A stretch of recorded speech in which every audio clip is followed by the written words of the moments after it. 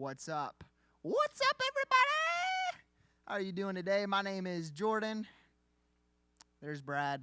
He's here again. Hello, Brad. How are you doing? Right, I'm doing okay. I've been on vacation all week, and, well, doesn't Brad do this a lot? Doesn't Brad do this? Oh, I'm just doing so well. How are you, Jordan? Well, Bradley, thank you for asking. I'm doing pretty well, man. I miss you, though. Well, Bruce and I, we had Panda tonight.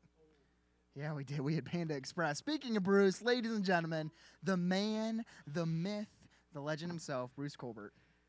Hello, everyone. You've been on C3 Live I've been on a lot. twice in the last month. And I just want to say a big shout out to Brad and Barb, who are probably watching and should not be right now. Oh, I So needed to adjust they're on this. vacation. You want to adjust that up a little bit? Should I? Let me before help my him. thing? Are you going to unplug it? We're so technical here. We're crushing it. There we go. Now I don't have to lean over on my back the whole time. Yes. Oh, this is so much better. Isn't it so much This better? is so much You better. can actually put the microphone in your face. So what was your shout out to Brad and Barb? Did you Brad already and give Barb should not be watching. They're on vacation They in should. the middle of nowhere, using up our data minutes, I'm sure, to stream us on. They What? saw a bear. They saw a bear? They saw a bear, and he used some of our data to post the picture. See, they are bored out of their mind. They are. They're in doing Tennessee, Gatlinburg, Tennessee. Wow, we already have 3 comments. Oh boy. Oh, Barb is watching. See, I do it. They Barb, said we miss you guys. supposed to be on vacation. Stop watching. And Brad said we are watching. Barb saw a bear today. No, not me. Hello, Susan. Glad to join us. Yes, we are so glad that you guys are here, but hope that you are enjoying your vacation. We do miss you in the office. Yes, we do. So we got to get a watch party started. If you Yeah. don't know how to start a watch party, you're watching right now on social media. So you can either share the video or Share there it. should be a watch party button that pops up on your screen. Yeah. Press start a watch party. Sometimes it doesn't. Yeah, sometimes it doesn't work. Just share it. Just share it. It works as well. But we like doing watch parties the best because There's the bear. then you can watch with your friends. Did you see the bear? I see it. Is it a black bear? I couldn't tell. Mom and 3 cubs on a hillside. Wait, there's 3 cubs? I don't know. That's what Oh, she wow. said. Well, That looks like a dog. you think it's a dog? That's not a bear. That's a dog. I think what you saw there is a coyote. No, that looks like a bear. You think so? Well, it's not our fault that they probably zoomed in a lot and distorted the image. Well, anyway. Yes. Enough about Brad and Barb. Yes, enough about Brad and Barb, although your presence is missed. Yes. And so, hey, let's do our brain teaser tonight, Bruce. All right, I'm going to get this one. Yes, I I'm going to feel ask it. you again because you're not on here enough. Right. So we got to give you more chances whenever you are on to ask Yes. questions. So last time you were on, you remember what your question was? Something about, was that the bees in The Bee movie. Yeah. The Bee movie. Yeah, how Yeah. many times the Bee movie? Yeah, okay. Well, Yeah. I wanted to give you, because we're going to be talking about the sacrificial ram tonight. Yeah, this table's... All kinds anyway, of problems. Yes, the sacrificial ram tonight. We're going to talk about that. Yeah, another G-rated kid story, Yes, by another the way. So G-rated thanks- kid thanks story. for tuning in. Yes, we are so glad. I chose a question about goats. Goats. And I actually think I gave you a... Oh, I just hit the mic. I the gave you greatest a of head all up. time, or No, goat no, goats? like a real goat, No, okay? no, that's not good. How much milk... how, I don't like where this is going. how much milk can a very good goat A very good. produce? Well, it had some weird word. Okay. How much milk can a goat produce a day? A day? Yes. I don't think goats are that big, so I'm gonna go. Cows do produce more. I'll give you that. I hint. would hope so. Yes. Can they do a half a gallon? Half a gallon? I don't know. It's in pounds. Oh, How many pounds are in a gallon? so we're measuring liquid We're- milk we're with ga- pounds. Where did you get this information? Wikipedia. Can they do half a gallon? I don't know. How- Is that what? 3 pounds? How I don't many know. pounds? How many pounds? And it's a range. The answer is Oh, a range. it's a range. Well, yeah, because Okay. you know, Johnny the goat might be able to do 2 milk's pounds. pretty heavy. but- I'm gonna go between 1 and 3 pounds. oh, you're not even close. Not man. even close. 6 to 12 pounds A day a day per goat. and 305 days a year. Isn't that crazy? that's crazy. That's a lot of milk. That's a lot of milk. Cows can produce 5 times that. Wow. I had Yep. no idea. Yeah, neither did No I. idea. So we're I going to be grew up on talking a about farm, Rams. But Yeah. I had no idea. Did you guys have goats? We did not. We did not have animals. We just farmed like tractors and stuff. Oh, So that's anticlimactic. I know. Sorry. So, hey, welcome everybody. We are glad to be here. It's been just kind of a gloomy, rainy day for us, and so it was kind of nice because Brad and Barb are on vacation. Yep. Kim is on vacation. Just left today Just left today for Florida.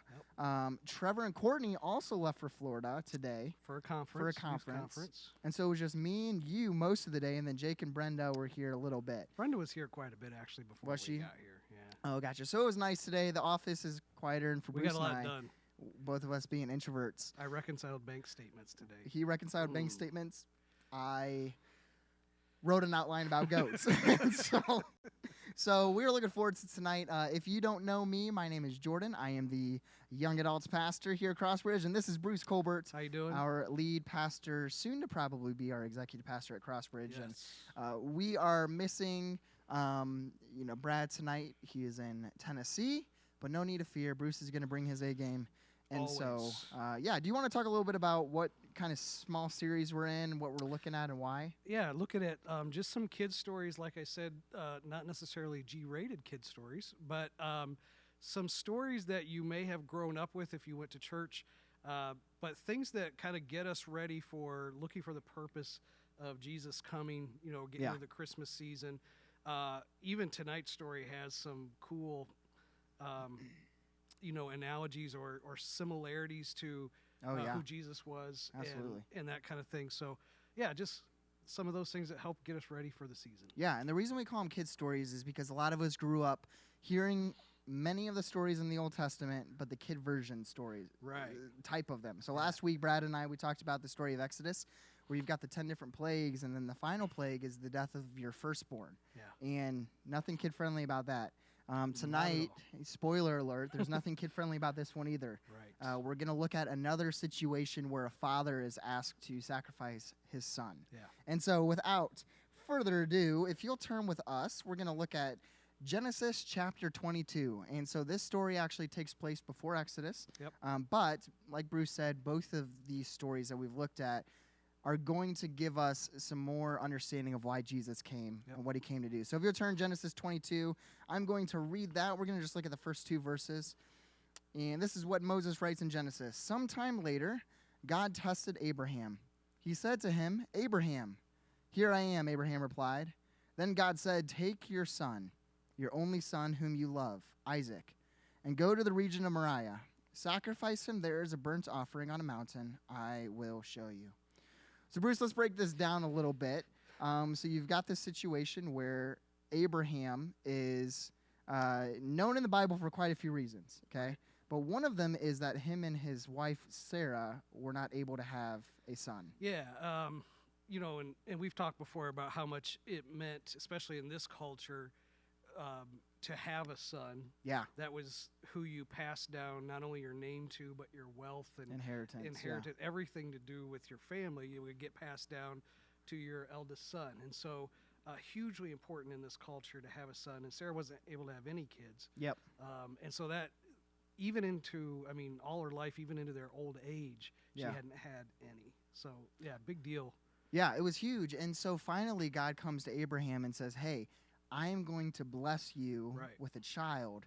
I'm going to give you something that you never thought was possible." They were, I believe Sarah was what, in her 80s, 90s? 90. Yeah, 90. So she was super yeah. old. And Yeah, and he was close to 100, I yeah, think. and so they were both towards the end of the, it was way past when she was able to have kids. Yeah. Although it appears as though people lived a little longer back Yes. then, but still. Still, I have to Old. imagine it was probably a little bit past where Yes, prime age. the prime age would be to be able to Yeah. reproduce. And so they finally have this son, not just any child, but it was a son, like you said, Right. which was so important for their culture. And so this would have been Abraham's prized possession. Another thing is that after they received this gift from God, often with your firstborn or with your son, you expect that blessing to keep on blessing others. So you expect your son to be able to grow up and then continue on the family name. Right. And if that son were to follow God, then God would continue to bless and bless Right. and bless. Yeah. But this is a unique situation because God steps in and says, "Hey, I know I gave you Isaac, Right. but instead of carrying on the blessing stuff, I know you didn't do anything wrong. Well, besides some things that are in earlier stories, Yeah. I know you didn't do too much wrong, Yeah. but I'm going to ask you to sacrifice Right. Isaac. Yeah, so this is a huge deal.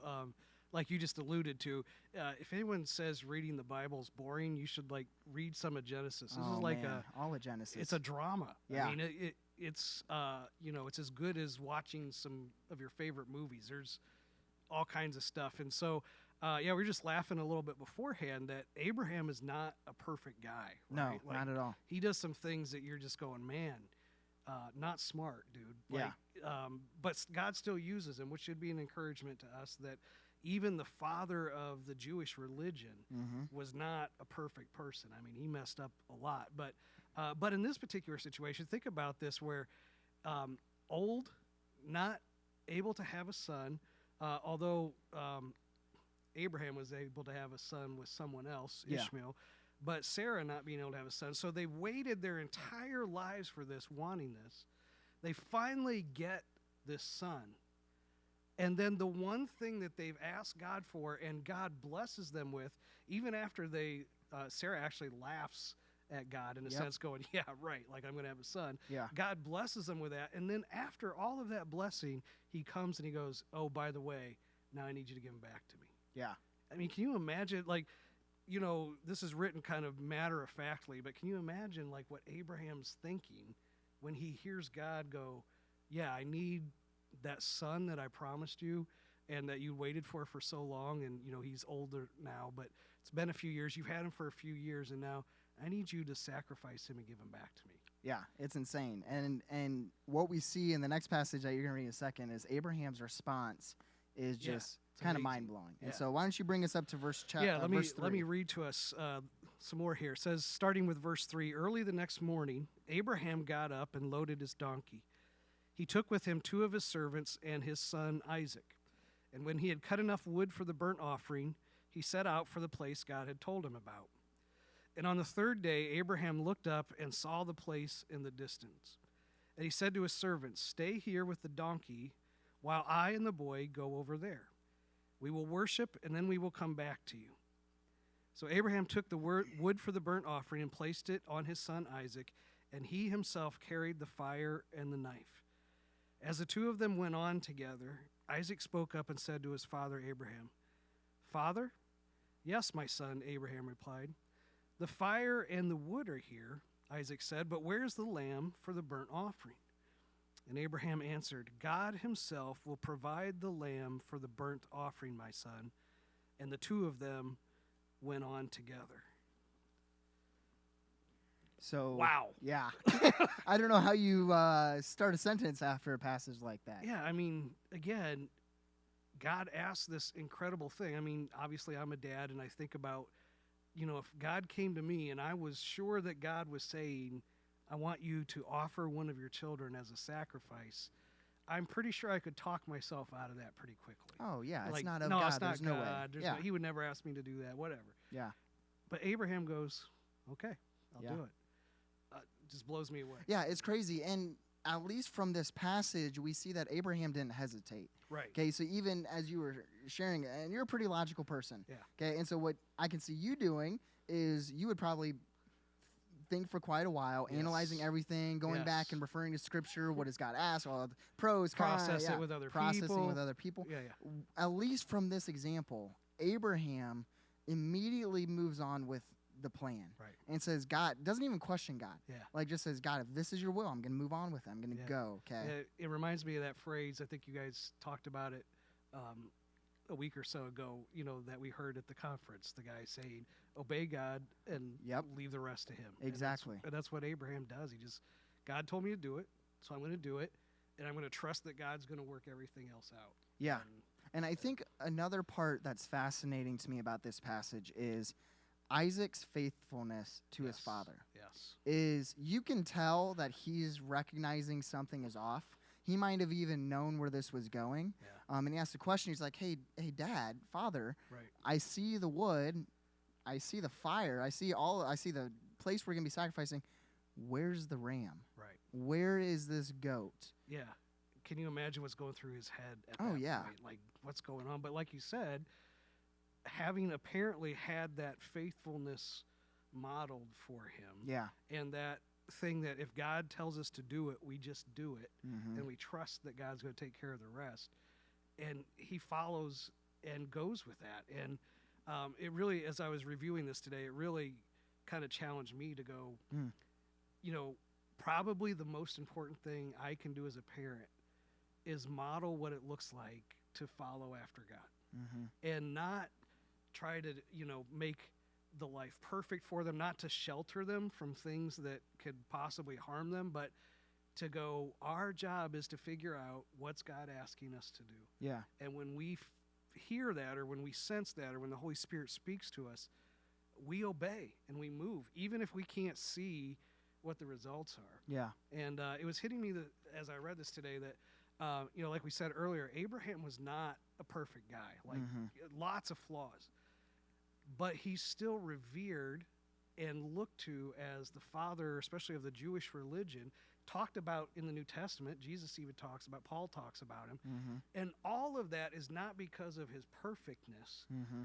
Every time they talk about him, it comes back to his faithfulness. Hmm. Abraham That's was cool. faithful. Yeah. And I go, man, he didn't get everything right, but he was so right on this one thing. Hmm.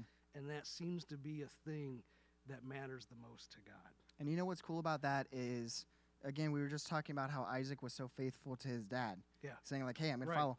Where what you're hitting on is he is seeing his dad's faithfulness to God Exactly. and saying, hey, I'm going to be a part of this too. Yep. Where, I think so often, and I don't have kids yet, but, just talking about with seeing some of my peers or friends or even just the way that they live, and they're like, oh, my life's falling, like, woe me, my life's falling Yeah, apart, stuff. But then their actions are A, B, and C, and they're expecting Right. F, G, and H, you Yes. know? Yeah, and that's what's amazing to me is apparently this kind of faithfulness was so normal Exactly. in Abraham's life Exactly. that Isaac saw it, and so when it came time for him to do it, Absolutely. he goes, "Oh yeah, why wouldn't we just obey God and trust Him for the rest?" Yeah, and so let's That's read this amazing. last part of this story. I mean, it again, up until this point, you're like, wow, this is terrifying. This is the God that we serve. This Right. is the Christian God. No way. So let's get to the last half of this story that kind of brings it all to fruition. And it's Genesis 22. We're going to pick up in verse 9. So when they reached the place God told them about, Abraham built an altar there and arranged the wood on it. He bound his son Isaac and laid him on the altar on top of the wood. Then he reached out his hand and took the knife to slay his son. See, like I said, this is where it all Yeah, starts to yeah. come to fruition, Right. Verse 11, but the angel of the Lord came out to him from heaven. Abraham, Abraham. Here I am, he replied. Do not lay a hand on the boy, he said. Do not do anything to him. Now I know that you fear God, because you have not withheld from me from your son, your only son. Verse 13, Abraham looked up, and there in a thicket he saw a ram, caught by its horns. He went over and took the ram and sacrificed it as a burnt offering instead of his son. So Abraham called that place, the Lord will provide. And to this day it is said, on the mountain of the Lord it will be provided. Yeah, lots of stuff in that section that hit me as I was reading through that. And first of all, it's obvious that Abraham's plan is to actually go through with this, Yes. right? Like this is not just him faking it. Yeah. Like I'm trying to fake God into thinking I'm going to do this. I mean, he's ready if that's Yep. what God asks him to do. And obviously, thankfully, God stops him and says, wait, don't go through with it. But what I cared about most Yep. was, are you willing to give up everything to follow me? Yeah. Which is exactly what Christ says when he ends up coming. Exactly. And I'm glad you hit on that, because I want to transition us now into some of the parallels between this story and the life of Jesus and Yeah. why Jesus' birth was necessary. The first one I want to hit on is one that you just shared. Is this first parallel is this is a very similar situation to what we see in Jesus' walk, Right. where he goes in the Gospels and says, hey, leave everything and follow me. Yeah. And we ask the question, we're like, well, what does that mean? Right. Like, do we have to leave our house? Do we have to leave our car? Do we have Right. to, maybe. But I mean, every situation that you have God in the Bible calling someone further out, the sacrifice that is required is always going to cost us something. Right, absolutely. And yeah, two things with that. One is it's amazing to me that how, this is one of those things that lets us know that God doesn't change, right? He's the Yeah. same yesterday, today, and forever. This is one of those themes that when you really look at it, it's all throughout Scripture. Yeah. God has always wanted everything, Yep. right? And we don't talk about it as much until we get to where Jesus says it, Yeah. but that's always been what God's been asking. Yeah. And I forgot what the second one was. That's okay. You pulled a Jordan. Okay, I did. And so, but I along with had those two lines things. is, Abraham, this was his most prized possession. Right. This was his son, his only son from the bloodline. Yeah. Like at the time, it was crazy what God was asking of Abraham. Yeah, and that now I remember what the second one was. See? We're a good team. So a lot of times I think us as Christians, or we as Christians, sometimes go, yes, I get intellectually that God's asking us to give everything. And yes, I give God everything, but he's not going to ask me, to give up my house or my job and the big one, honestly, I think in our culture today is, but he wouldn't ask me to do anything that would cost my kids anything. Yeah. Not true. I don't see that anywhere in Scripture. Like, I think we have to understand that, yes, God is a compassionate God, but he's also God. Yes. And he can ask us for whatever he wants. Yeah. And it actually will cost us something. In this instance, yes, God spares Isaac. That does not mean that every time you just need to, say, yes, God, I'll give you everything, but I'm going to trust that in the end, you're not going to really require me of it, or require it of me. That's not true. It may require that from you, but every time he does that, it's also for our good, not only for his glory, but it will lead us to teaching us, to growth, to us giving up something that helps us in return as well. Yeah. Hitting on that point, Abraham being 100 plus years old at this time, okay, he had to wait for 100 plus years to receive the one thing he wanted. Okay. Most of our viewers out there probably are under even the age of 70. Yeah. Most. Okay. And if Brad, poor Brad, bless his heart. And if you're being honest with yourself and you look at your last 70 years, how much God has blessed us, like, yeah, Abraham was blessed, but for their culture, if you did not have a son, you were not blessed by God.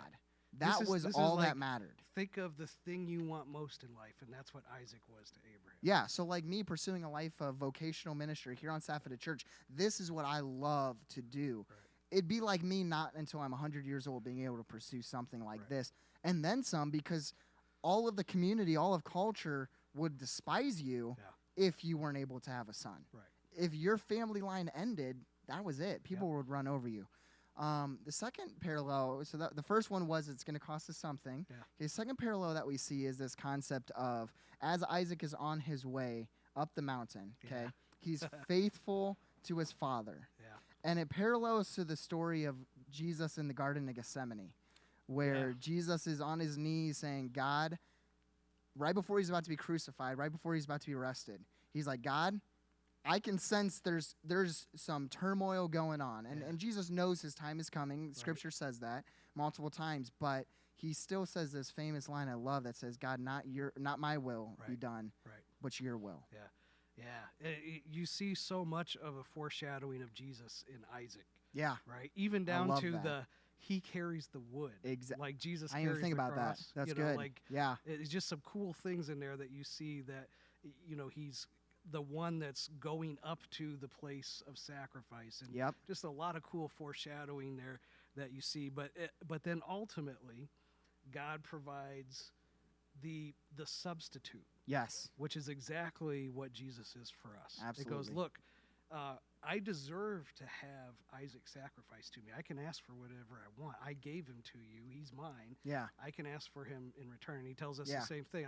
I've given you everything you have. Everything you have belongs to me. Mm-hmm. And I can ask for it all in return. In fact, because of what you've done, I deserve to have your life in return. Yeah.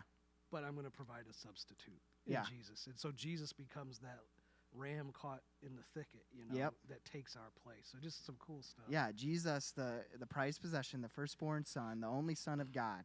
So many similarities with him and Isaac. I love that idea. Yeah, very cool. And, again, as you're reading some of these stories, if you're like, whoa, I had never read that one before, there's plenty like this in the Old Testament with Genesis, Exodus, 1 Kings has a lot, 1 Samuel has a lot. it's so important, I think, that as we're reading the Old Testament, that we have an understanding of who God is. Right. Because there's so many different, even with the Exodus story, okay, Yeah. where there's so many different things that you can just become discouraged about. Yeah. But it's the same God Yeah. in the Hebrew Bible, same God in the New Covenant, just living under two different. Yeah, same God, standards. different covenant. Like Exactly. we were talking again before this about how much when you read this, read these stories, we're going to be talking about another one on Sunday. Yeah. And there's so much of the God saying, if you do this, then I will do this. Yeah. You know, and if you do this, then I'll react this way. And it's a conditional covenant we've Yep. talked about a lot. And you know, the unconditional covenant that we get in the new covenant, which is grace. So same God with the same heart. He hasn't changed what he wants, but two different covenants, two different ways that he interacts with us, two different agreements that we would live under. So- Yeah, I think God's whole purpose for us is for us to love him. Right. And so the two covenants both attempted Exactly. to accomplish that. Exactly. But again, for us looking back at that and at this story and saying that's bizarre of God to ask that. Right. If Abraham and Isaac were looking forward at our story, wait, you mean that Jordan can go on? You mean that he can That's go true. on sinning time and time again and not lose his wrist? Yeah. That's what you're telling me? Right. It'd be bizarre. Exactly. It's just And so yeah, same idea. Well, hey, thank you so much for joining us tonight, Bruce. Before we go, I don't know if you want to share anything about this Sunday, if you're not 100% sure yet, Oh yeah. because you've been going a little. I We're have picking been. this series. We're talking about life lessons from minor prophets, and Jordan, Brad, and I are each picking a minor prophet and talking about him. And Jordan did Nahum this last week. Yep. And I've been waffling back and forth, but I'm gonna let the cat out of the bag. You're gonna I'm say gonna it go for boldly, it now, and then you're gonna and then I switch can it change tomorrow. my mind. I think I'm actually gonna talk about Jonah. I've There you been reading go. up a lot about it. We're not gonna be discussing the whole whale thing because that's not the point of where I want to go with it. But there's some awesome stuff in there. And Yeah. I think it's going to be challenging for us. It's actually the only minor prophet, the only one of the 12 that is written about the person, the prophet, not Yeah. about Cool. the Oh, countries yeah. that it's, usually the prophets are telling other countries, whether it's Israel or the surrounding areas, what God's going to do to them. This is the only one of the minor prophets where it's really a story about the person writing it. So, Yeah, cool. it's going to be interesting. Well, hey, thanks so much for joining me No tonight, problem. Bruce. If you Thanks, want to go man. get us logged off, I'll close us up. Hey, yeah, so this weekend I've been just having a few conversations with Bruce. It's going to be a cool message. There really is a lot of good stuff in the life of Jonah. And so join us this Sunday at 9 o'clock or 10:30. And if you're not able to join us in person, no worries. Just join us on our live stream on Facebook or YouTube at 10:30 service. And then next week, if you're not aware, next Thursday is Thanksgiving. So do not join us for C3 Live next Thursday. However, in 2 weeks, Brad and myself will be back, and we're going to kick off, just like we did with Easter, we're going to kick off a 3-week Christmas series, kind of diving deeper into some themes about the birth of Jesus. These first 2 kids' stories were just leading us up to the birth of Jesus, and now we're going to talk about this Jesus guy who changed everything. So we will see you either on Sunday or in 2 weeks for C3 Live. As always, thank you so much for joining us. See you on Sunday. Have a great rest of your night.